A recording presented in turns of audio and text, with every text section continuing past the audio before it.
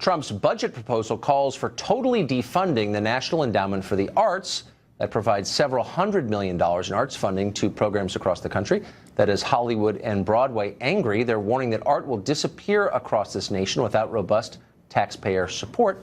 Tim Daly is a seasoned and longtime actor. He voiced, among many other things, Superman in a bunch of shows, had a lead role in the CBS show Madam Secretary. Tomorrow, he's visiting Capitol Hill to advocate for what he calls the right to bear arts.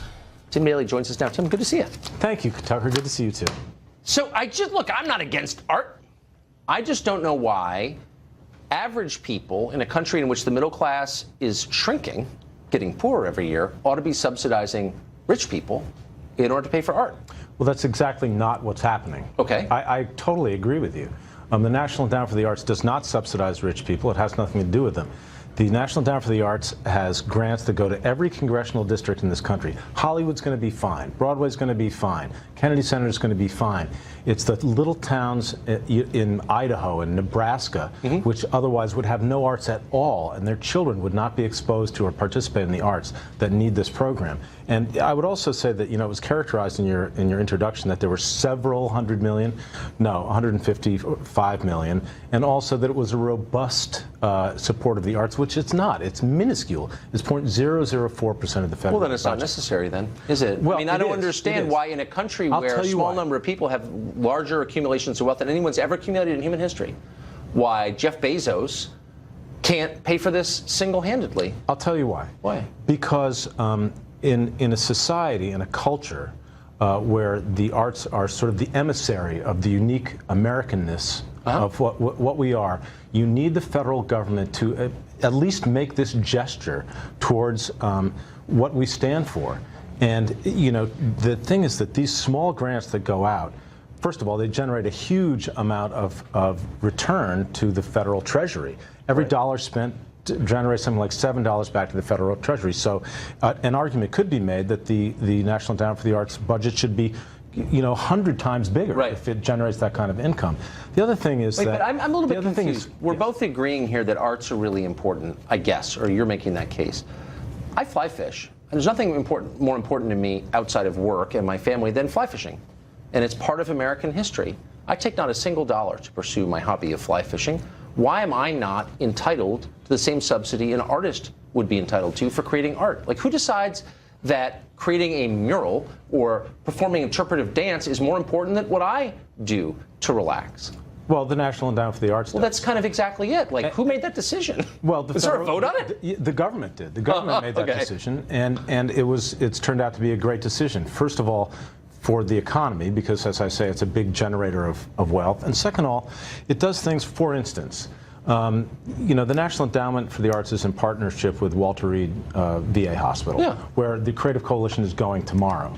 And these small grants multiply a lot of money, and they help veterans who are suffering from PTSD. Right. So that is a really important I think that's element. great. I'm not against that, but I bet if you took a poll of veterans and said, would you rather see modern dance at Walter Reed, or would you rather go to a NASCAR event? I bet they wouldn't even really be close. Now, there are towns and even cities in this country that are very far from NASCAR tracks. It takes hours to go see a NASCAR event. Why wouldn't that money be better spent constructing NASCAR venues, which is what more people would like to see than interpretive dance venues? I'll tell you why. Because there's been a survey of every Fortune 500 company in this country.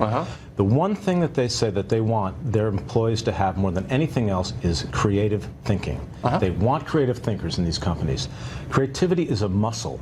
The arts are the gym for that muscle. It's the bench press, it's the arm curl. And if you have a creative workforce, then these people have an imagination. So if you expose people to the arts, so an engineer, right, without creative training is just a technician. They're a cog in a machine. I agree. An engineer with creative training, with an imagination, is going to invent the machine. So that's a pretty clever argument, and nobody's against creativity. I'm emphatically for it, which is why I'm against arts funding, because it kills it. Anything that you subsidize through federal bureaucracies makes you less creative. But leaving that aside, is there a study you can point to that shows looking at NEA-funded art installations produces more creativity than going to a NASCAR event? Absolutely. Where is it? Americans for the Arts have collected data on this for decades. And for instance, you know, if you they've tracked people who've gone to NEA installations over time in a longitudinal study to show that they're more creative. How do they measure that? Let me give you an example, right? I cut my teeth at a theater in Rhode Island, where you went to school, I believe. Yes, I did. Called Trinity Rep in Providence. Trinity Rep started out with a $5,000 NEA grant in a church. They put together a theater, and it's turned into one of the preeminent regional theaters in the country. One of the things that they did was they started a program called Operation Discovery. Operation Discovery. They made it so that every public school kid in the state of Rhode Island was for free, got on a bus and came to see shows. What that did for that community, for that city, for that entire region was create an economy and a culture of creative people who were interested in the theater, and it revitalized the downtown. Well, then a simple question. Why does Rhode Island have one of the highest unemployment rates in the country? I don't know why it does right now, but I would think the arts would kind of save that, fix that. Well, I'm going to tell you right now that the arts is not part of the problem. Okay. The question is, look, again, I'm not against the arts. I like the arts, whatever that means. I mean, I guess anything can, a crucifix submerged in a glass of urine famously was described as art by an NEA grantee. So, I mean, anything can be art. But I'm not against arts broadly. I don't think most people are.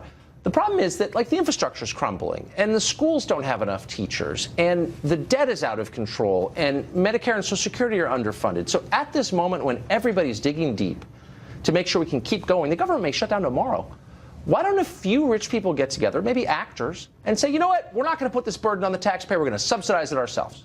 Why don't they do that? I don't get it. That's like saying, why doesn't Tom Cruise, become the head of the, the FDA? And you have your meat stamped by Tom Cruise. Tom Cruise approved. No, because who better to fund art than artists who've gotten rich from performing art? And that's I just don't get that. Why don't actors kick in just a third of their income to this? Why not? Again, this has nothing to do with artists per se. This has to do with the population of the United States. So non-artists need to fund artists because why? Why can't artists help fund this? This has become a well-known quote, but during World War II, Winston Churchill was approached by his finance minister who said, Mr. Churchill, we've got to cut our funding for the arts and put it toward the war effort. And Churchill's response was, then what are we fighting for? Because he understood that in a society, in a culture, the arts are what makes life worth living. Look, the art is the only pursuit that we have. Listen, it would be so tempting to make fun of that, but I'm not going to, because again, I like the art. I like the arts. I sincerely do.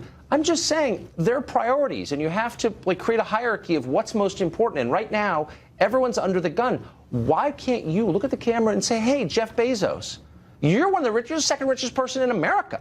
Why not give us $10 billion if it's that important? I don't get it. I'm sure that Jeff Bezos and a lot of other, multimillionaires and billionaires give a lot of money to the arts. I mean, I'm not sure of that at all. The arts in New York are thriving, and D.C. they give money to big organizations. But they could foot this bill in an afternoon without even thinking about it. Well, but that's not the point. The point is that when you have a government that represents the people, that, as described in the Constitution, of being responsible for the general welfare of the people, you want to make sure that your population gets exposure to things that will help them. There are statistics from the Americans for the Arts. For instance, I think that if most mothers knew that if their child had a complete curriculum in the arts, that their child would be 3 times more likely to graduate from high school. That is like a vaccination against all kinds of social ills. I don't think that'll keep kids out of the criminal justice system, the welfare system. If we get more kids. I'm not against that. I'm not against that. And we could just fix this problem immediately if the people who benefited from the economy in the last 10 years, the least generous generation of rich people this country's ever seen, would change their ways and start funding things for the common good. And they could start here, I think. And you should call, you've got their numbers, you should call them. I don't have their numbers, but okay, let's get together after the show. Thank you, Tim. It's great to see you. Thanks, Tucker.